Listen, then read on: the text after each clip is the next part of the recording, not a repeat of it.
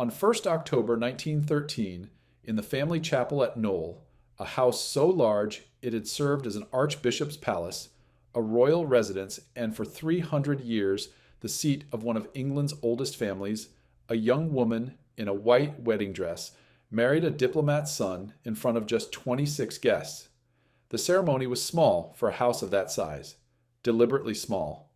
The bride was 21 years old.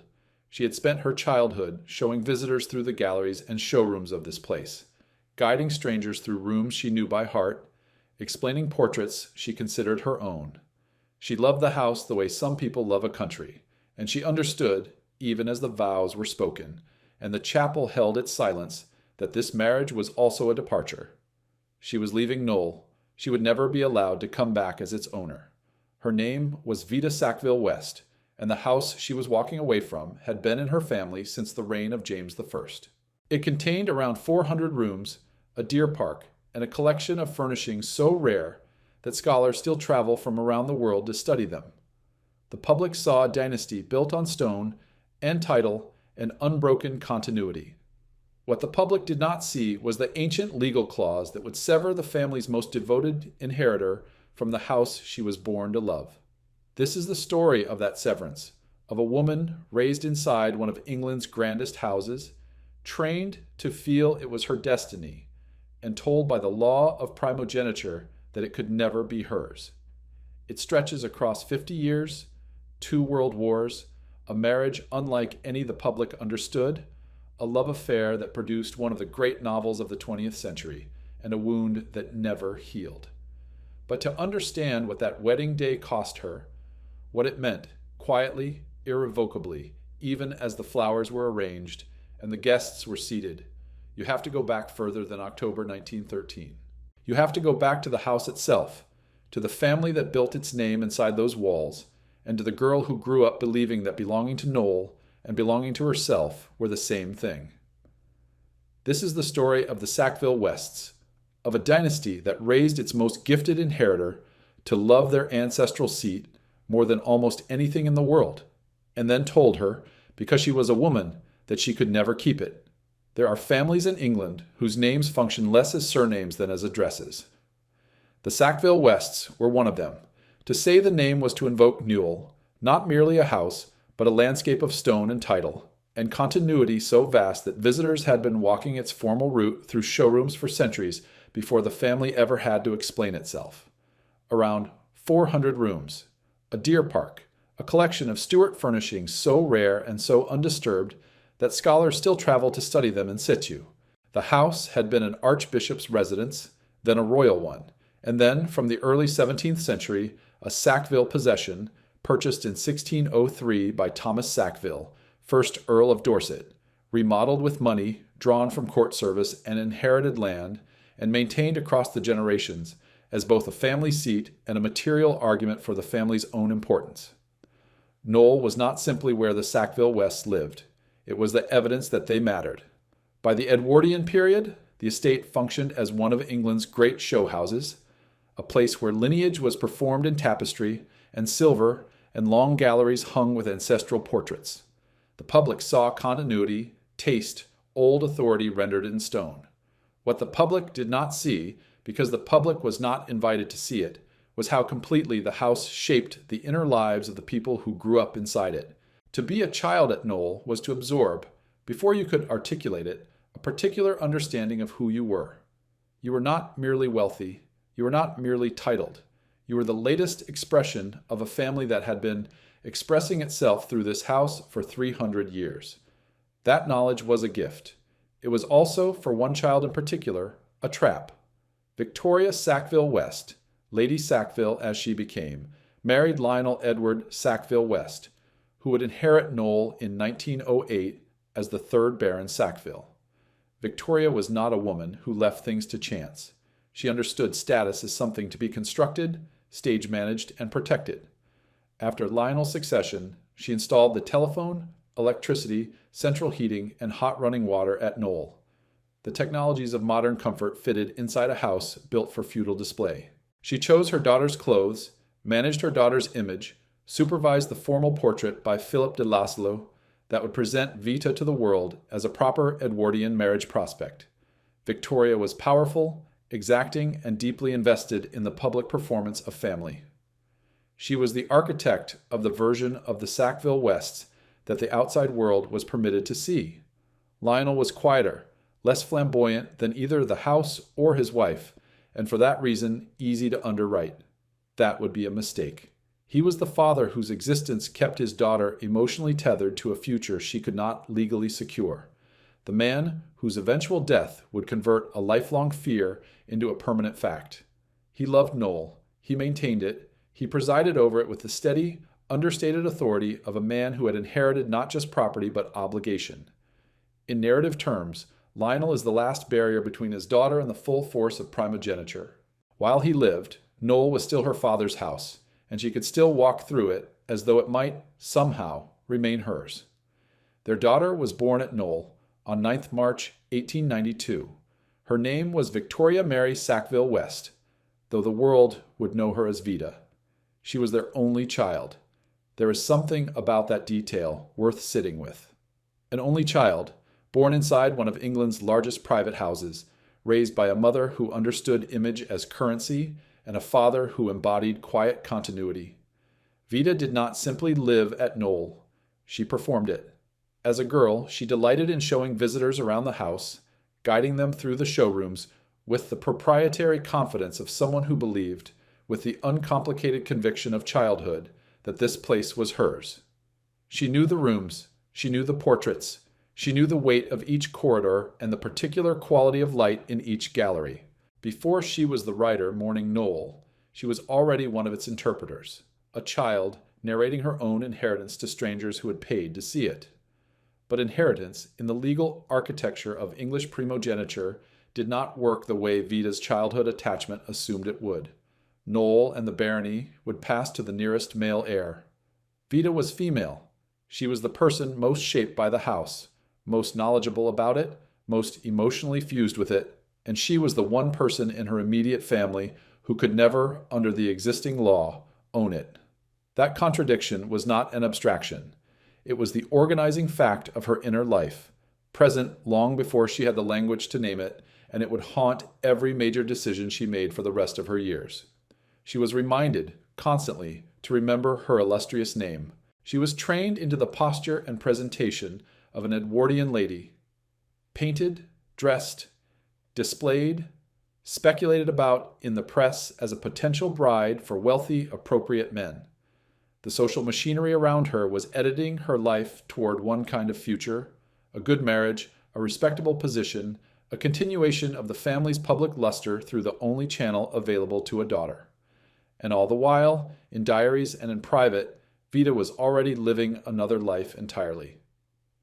She had fallen in love with women, first with Rosamond Grosvenor, then with Violet Keppel, and these attachments were not incidental. They were not youthful experiments to be folded away once the right suitor appeared. They were evidence that Vita's inner world was far more complex, far more conflicted, and far more modern than the Edwardian surface her mother was so carefully constructing. The conflict was never simply marry or not marry. It was which self can survive inside this system. The self that loved women, that wrote with increasing seriousness, that felt the pull of artistic and emotional freedom, or the self that loved Knole, that understood Lineage, that wanted to belong to the old world, even as she strained against its rules? Vita would spend the rest of her life trying to hold both selves together. She never fully succeeded, but the attempt produced extraordinary things.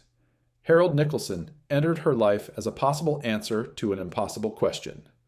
Born in Tehran in 1886, the son of a diplomat, Harold had joined the diplomatic service in 1909 and moved through the world with the easy cosmopolitanism of a man raised inside institutions. He was clever, sociable, and genuinely fond of Vita. He was also, like Vita, drawn to his own sex. What they recognized in each other, though neither would have framed it this way in 1913, was a temperamental compatibility that could survive the things a conventional marriage could not. Harold was not the wealthiest suitor. He was not the most dynastically useful. Vita's parents, particularly Victoria, were unimpressed by his modest income compared with the fortunes of more obviously suitable aristocrats. But Vida chose him, and that choice, viewed from a distance, looks less like romantic surrender than a lucid act of selection. Harold was the man she could build a life with. He could not solve the legal fact of Knole, no husband could, but he could offer something that the grander suitors could not, a partnership elastic enough to accommodate who she actually was. They married on 1st October 1913 in the family chapel at Knole, in a ceremony so small it held just 26 guests. The photographs from that day show a young woman in white standing inside one of the grandest houses in England, surrounded by the corridors and galleries and portraits she had been interpreting to visitors since childhood. It looks like the beginning of a life. It was also, and Vida knew it, the formal beginning of her separation from the house. Marriage meant leaving. The daughter who had shown strangers through the showrooms would now be a visitor herself. That knowledge, private, unspoken, carried beneath the wedding finery, is the engine for everything that follows.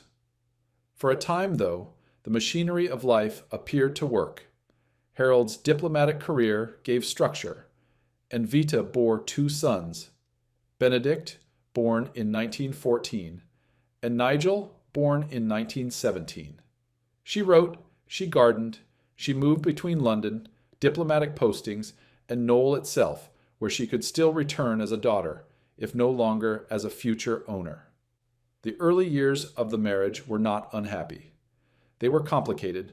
Both Vida and Harold pursued relationships outside the marriage with full mutual knowledge, but the marriage itself held and would hold for the rest of their lives. The arrangement they reached was not fashionable by Edwardian standards, and it was not a secret kept in shame.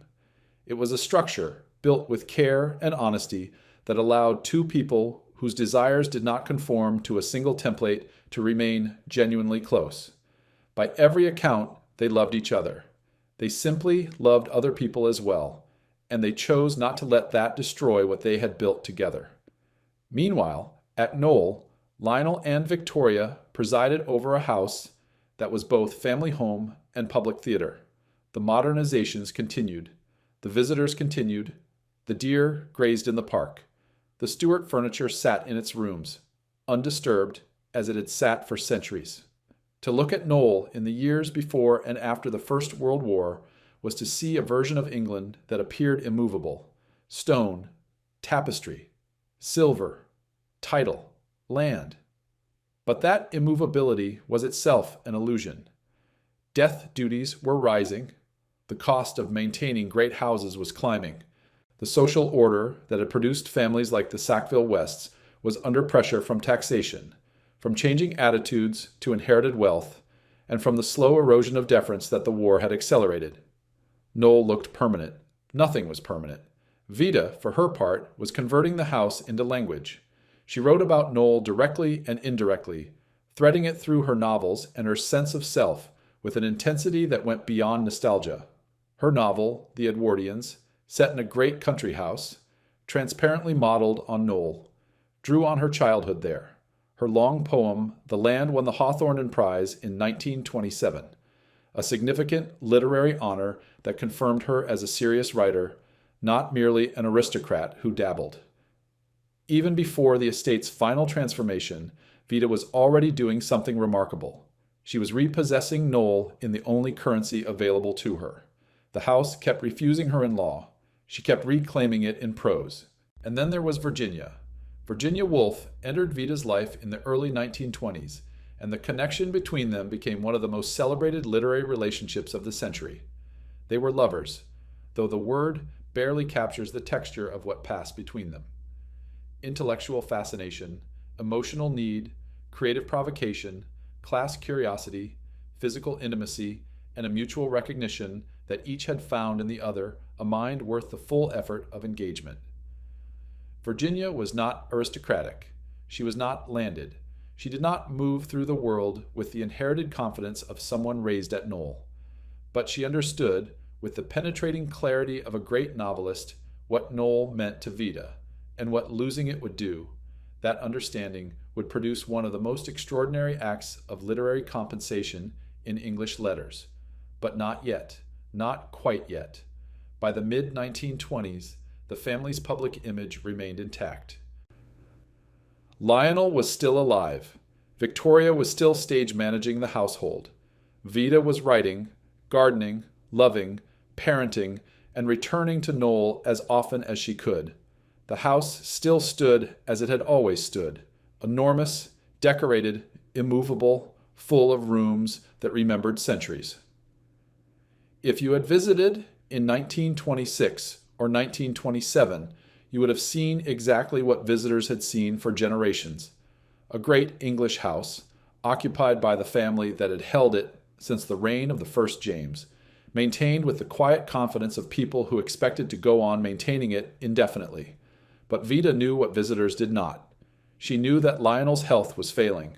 She knew that when he died, the title and the house would pass not to her, but to her Uncle Charles, the nearest male heir, a man whose claim was legal rather than emotional, whose connection to Knole was a matter of bloodline and statute rather than the fierce, almost physical attachment that Vida had carried since childhood.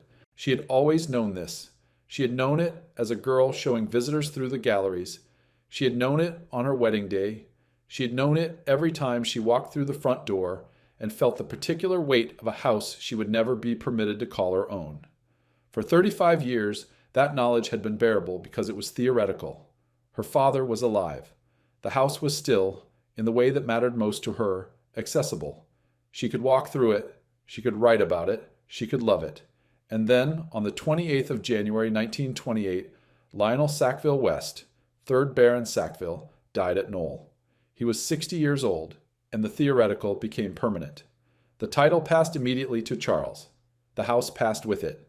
Vida's exclusion, the exclusion she had spent her entire life, anticipating, dreading, and trying to outrun, through writing and love and sheer force of attachment, was now a completed legal fact. There was no appeal. There was no exception.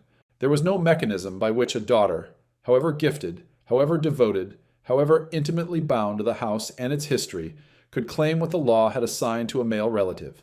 Lionel was dead, and with him died the last version of the world in which Vida could still pretend that Knole might somehow remain hers. What followed Lionel's death was not a single grief, but several, layered one inside the other, and each member of the family experienced it differently. For Charles Sackville-West, now the 4th Baron Sackville, the succession was administrative before it was personal. He inherited a title, an estate, and the complex machinery of maintaining one of England's largest private houses. Charles was not a villain. The outline of this story does not require one. He was simply the nearest male relative, and the law operated with the same indifference to emotion that it had operated with for centuries. He moved into the position that the system had always reserved for someone like him. His legitimacy was legal. It did not need to be earned, and it did not need to be felt. For Victoria, Lionel's death carried a double displacement. She had lost a husband, and she had lost her position as the modernizing mistress of Knole, the woman who had installed the electricity and the central heating, who had curated the household's image with the precision of someone who understood that status in England was partly a matter of staging. Victoria was 73 years old at the time of Lionel's death. She would live until 1936, but Knole, as she had known it, was finished for her. For Harold, the task was not mourning a house he had never expected to possess, but steadying the person he loved most. He understood what Knole meant to Vida. He had watched her return to it, write about it, circle it in conversation and in prose with the persistence of someone orbiting a fixed point. His role now was to help construct the life that would have to exist without it, or more precisely, alongside the permanent ache of its absence. And for Vida, the loss was not a wound that could be dressed and healed. It was a condition. The National Trust, which would later become the custodian of both Knole and her own garden at Sissinghurst, describes her inability to inherit as a constant source of distress. Not a passing grief, but a structural feature of her emotional life.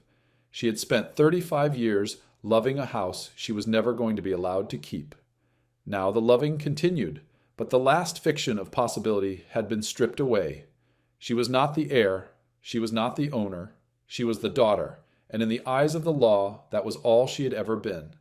There is a particular kind of cruelty in a system that does not require malice to inflict damage. No one decided to hurt Vida. No one conspired to take Knole from her. The law simply did not recognize her claim, and the people around her, Charles, the solicitors, the mechanisms of succession, were executing a process that had been in place for centuries. The absence of a villain made the injury harder to metabolize, not easier. There was no one to blame. There was only a rule, ancient and immovable, and a woman on the wrong side of it. But something extraordinary happened in the months surrounding Lionel's death, something that would give Vida's loss a cultural afterlife far beyond anything the law could have anticipated. Virginia Woolf had been watching. She had been watching Vida's relationship with Knole for years. The pride, the anguish, the way Vida spoke about the house as though it were a living thing that had chosen her and been taken away. And in 1928, the same year Lionel died and the succession locked Vida out for good, Virginia published Orlando. The novel is a fantasy. Its protagonist lives for centuries, changes sex, moves through English history with a fluidity that no actual life could replicate. But the fantasy is built on deeply specific foundations. Orlando was inspired by Vida, by her ancestors, and by the house she could not inherit. Woolf dedicated the book to Vida and filled it with details drawn from Knole's history, its rooms, its portraits, its accumulated centuries of family theater. And here's the detail that lifts the novel from homage to something more radical. In Orlando, the protagonist gets to keep the ancestral house. The character who is transparently modeled on Vida is granted, in fiction, the inheritance that the law denied Vida in life. That is not a footnote. That is one of the most extraordinary acts of literary restitution in the English language. Virginia looked at the woman she loved, saw the wound that the inheritance system had inflicted, and wrote a novel in which the wound was healed, not by changing the law, not by overturning tradition, but by imagining a world flexible enough to let a person like Vida possess what a person like Vida deserved. Whether Orlando actually consoled Vida or merely gave beautiful shape to something that could not be consoled is a question the documentary should hold open. Art does not always heal. Sometimes it only preserves the injury in a form that outlasts the person who suffered it. What is certain is that by the end of 1928, Vida Sackville-West occupied a paradox that would define the rest of her life. She had lost Knole in fact and received it back in fiction. She was more visible, more culturally magnetic, and more publicly celebrated than she had ever been. Novelist, poet, Hawthorne and Prize winner, muse to one of the century's greatest writers, Bloomsbury-adjacent aristocrat with a marriage that was unconventional in ways the public barely suspected. And none of it changed the legal reality. Knole belonged to Charles. The rooms Vida had shown to visitors as a child were now rooms she entered as a guest. The system does not reverse. That is the lesson the next decade would teach with slow, grinding clarity. What Vida and Harold built next was not a consolation prize, though it could be mistaken for one. It was a counter-kingdom, a place made from ruin that would, in time, become as famous as the house it was meant to replace. In early 1930, Vida and Harold bought Sissinghurst Castle in Kent. The word castle was generous. What they purchased was a 16th century ruin, a fragmentary Elizabethan manor surrounded by dereliction, filled with rubbish, barely inhabitable, its buildings used for farm storage, and its grounds overgrown into neglect. The place had no running water and no electricity. It had been a prisoner of war camp during the Napoleonic Wars and had never fully recovered from the indignity. A reasonable person would have walked away. Vida saw it and fell in love at first sight. There is something important in that response, and the script should not rush past it. Vida did not fall in love with a finished house. She fell in love with a possibility, with a ruin that could be rescued, shaped, planted, and made into something that belonged to her in a way Knole never could. Sissinghurst was not inherited. It was chosen. It was not gifted by law or passed through bloodline. It was bought with money, cleared by hand, and built through years of collaborative work between a woman who understood abundance and a man who understood form. Harold designed the garden structure. its axes, its enclosures, its formal bones. Vida filled it with plantings so lush, so layered, so unruly within the geometry, that visitors who came later often assumed the whole thing was her work alone. It was not.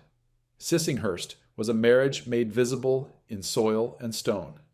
The garden opened to paying visitors in the late 1930s. The admission was a shilling, dropped into a tobacco tin.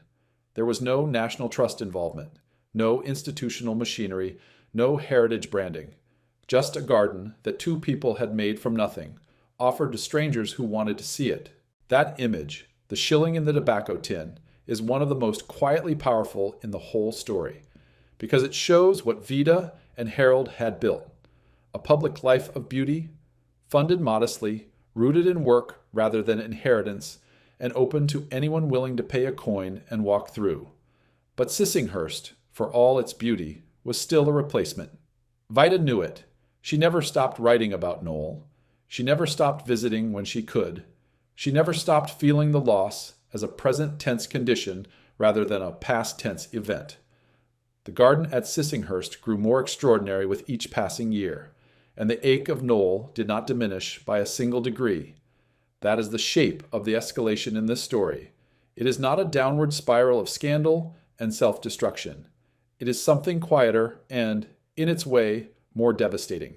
A woman building a magnificent life alongside an unhealed wound, and the wound outlasting every remedy she applied to it. Meanwhile, at Knole, the other branch of the story was unfolding, with its own particular ironies. Charles Sackville-West had a son, Edward, known as Eddie, and Eddie was, on paper, everything the system wanted. Male, legitimate, next in line to inherit the house and the barony. He was also a man of considerable cultural sophistication. He wrote about music. He published a novel. He moved in Bloomsbury-adjacent circles and worked in the Gatehouse Tower at Knole, where he welcomed literary visitors with the ease of someone comfortable in artistic company. And he did not love Knole. That single fact is the story's cruelest irony. Eddie Sackville-West, the man who could inherit the house, referred to it as that big place in Kent. He did not feel toward Knole anything like the fierce, almost physical attachment that Vida carried. He did not show visitors through the galleries with proprietary pride. He did not write the house into his fiction with the obsessive tenderness that Vida brought to every description. He was the heir, and he was indifferent. She was the non-heir, and she was consumed. The system of primogeniture does not concern itself with love. It concerns itself with sex and bloodline and legal precedent. The person who wanted the house most was excluded. The person who wanted it least was welcomed. And neither of them had any power to change the arrangement. As the 1930s turned into the 1940s, the logic of the old world continued to erode. The Second World War strained every great estate in England. Death duties, already punishing, would become more so. The cost of heating 400 rooms, of maintaining Tudor rooflines and Stuart furnishings and deer parks and staff was climbing beyond what private fortunes could sustain. Across the country, families like the Sackville-Wests were facing a version of the same question. Could the house survive, and if so, in whose hands? For Knole, the answer came in 1946. Charles Sackville-West gifted the house to the National Trust. The family retained private apartments under a long lease, along with parkland interests, the deer herd, and some contents.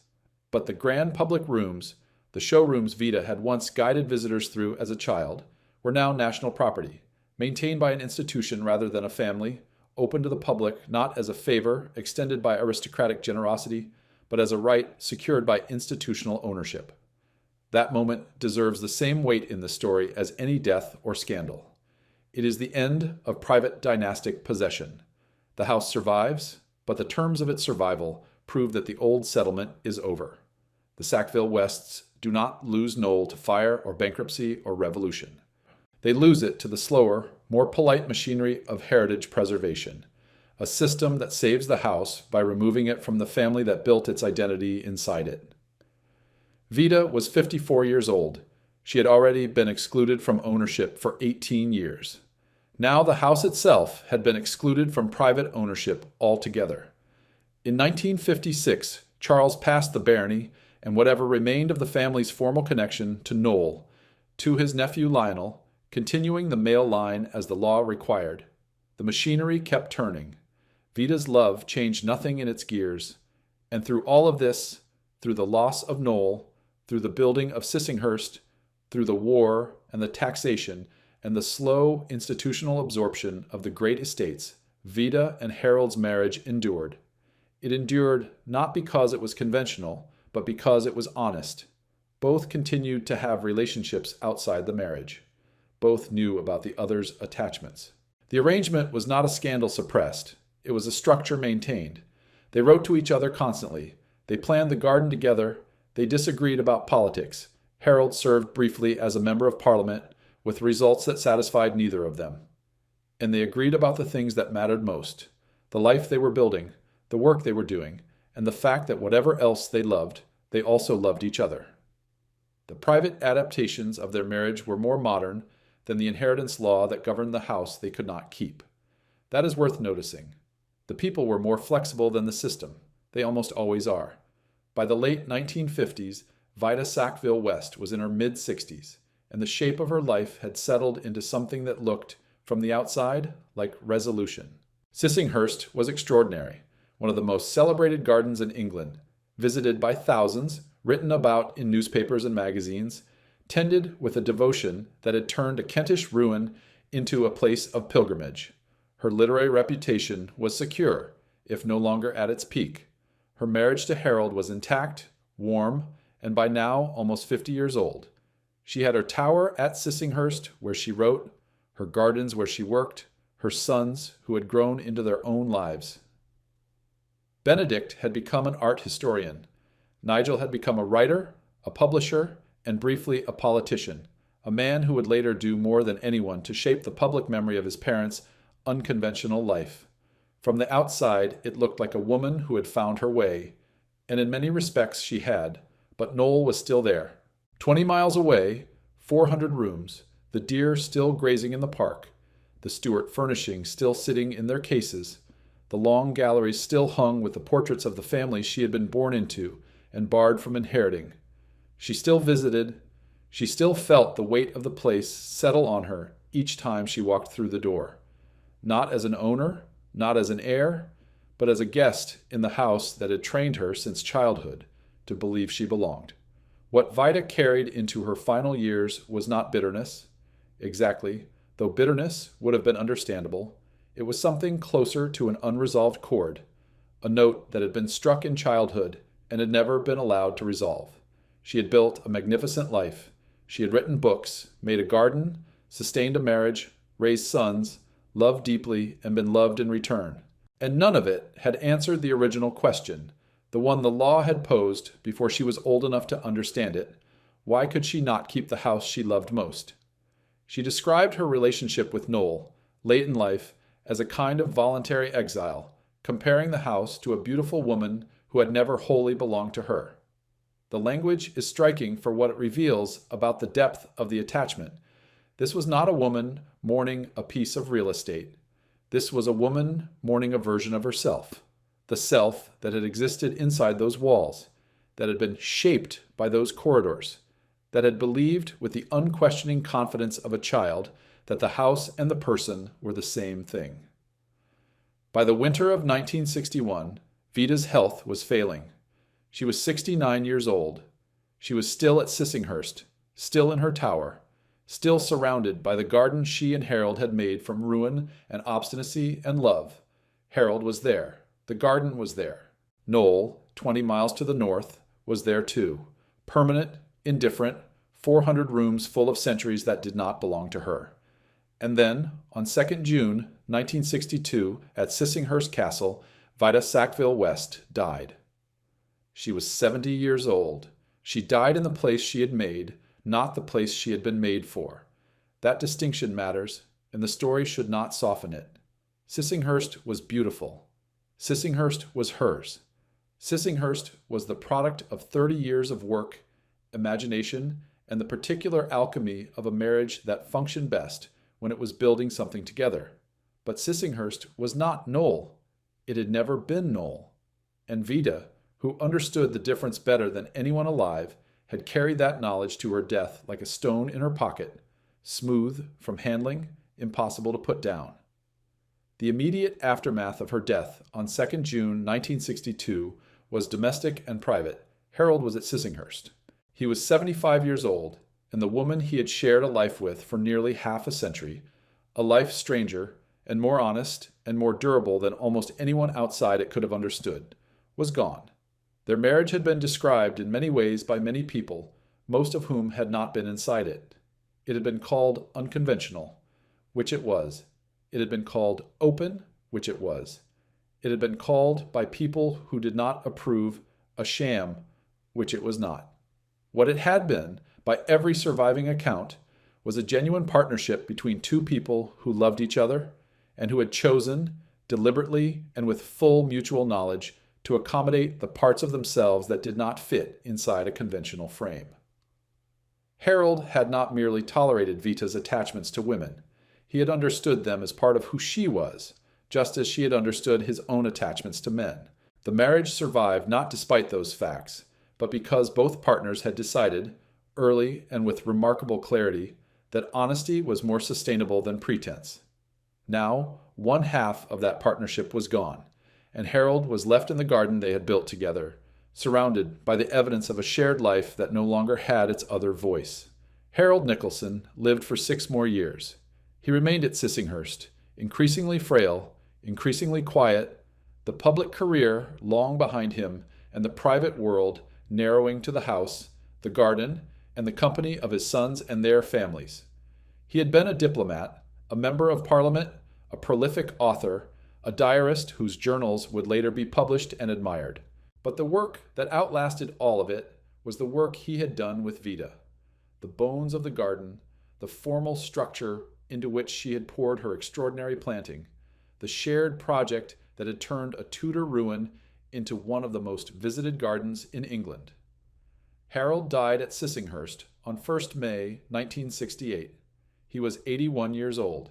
He was buried beside Vida in the church at Sissinghurst, not at Knole, not in the Sackville family vaults, but in the soil of the place they had chosen and made together. That burial is quietly significant. It places them in death exactly where they had placed themselves in life, not inside the ancestral inheritance that the law had denied them, but inside the substitute kingdom they had built from rubble and obstinacy and love. The church at Sissinghurst is not the family chapel at Knole where they married in 1913. It is a different kind of sacred ground, earned, not inherited. What happened next belongs to their younger son, and Nigel Nicholson is one of those figures whose importance becomes clearer with each passing decade.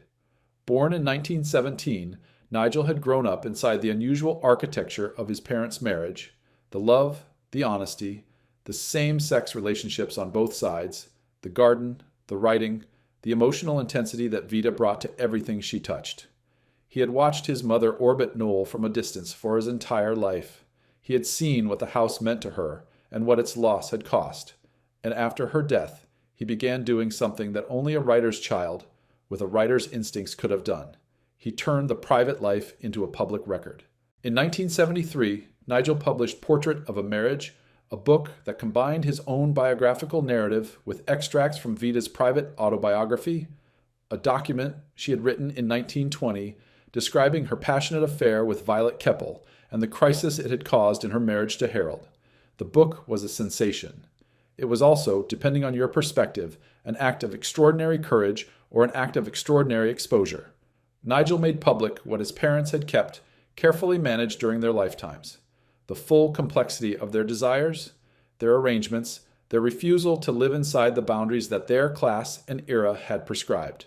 He did it, by his own account, because he believed the truth about his parents' marriage was more admirable than the conventional version, and because he believed that honesty, even posthumous honesty, was a form of respect. Whether Vida would have agreed is a question the book does not answer. What is clear is that Portrait of a Marriage fixed Vida and Harold in public memory as figures defined not merely by their writing or their garden, but by the radical structure of their private life. It made them modern, it made them legible to a generation that was beginning to understand sexuality as something more various than the Edwardian categories had allowed, and it ensured that the story of the Sackville-Wests would never be reducible to a country house narrative alone. The country house was part of it. The wound of inheritance was part of it. But the marriage, elastic, honest, unconventional, and durable, was the part that made people lean in. Nigel did something else, years later, that was quieter, but in its way equally significant. He gave the original manuscript of Orlando to the National Trust to be kept at Knole. Think about what that means. Virginia Woolf's novel, the book written to give Vida an imaginative inheritance the law refused, was returned, in physical form, to the house Vida could never own. The manuscript now sits at Knole, not as a literary relic, but as a symbolic correction. The woman was barred from inheriting the house.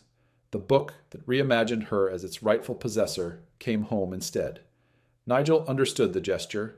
He believed the manuscript belonged there, and he was right, though the rightness has a quality of ache to it that no amount of institutional framing can quite resolve. Nigel himself inherited Sissinghurst after Vida's death in 1962, and in 1967 he transferred it to the National Trust. The garden and its buildings passed into public stewardship, just as Knole had done 2 decades earlier. So the story does not end with one house leaving private hands. It ends with both, the ancestral seat that was denied and the substitute kingdom that was built, becoming part of the same national heritage system. The Sackville-Wests, in the space of 21 years, had given England 2 of its most important cultural properties. They had done it from opposite ends of the same wound. Nigel Nicholson lived until 2004. He was 87 years old when he died, a publisher, an editor, a writer, a politician, and above all, a son who had spent his adult life turning family memory into public understanding.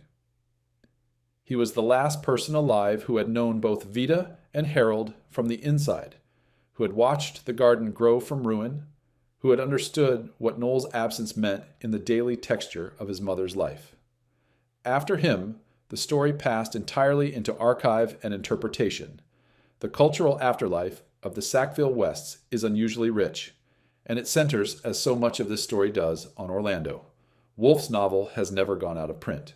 It remains one of the most widely read works of 20th century English fiction, a book that is taught in universities, adapted for stage, and understood by successive generations as a founding text of gender fluidity, of imaginative freedom, and of the idea that identity is not fixed by the body you are born into or the laws that govern your inheritance, that it was written as a love letter to a specific woman about a specific house in response to a specific legal injustice is sometimes lost in the broader cultural reception. But the specificity is the point.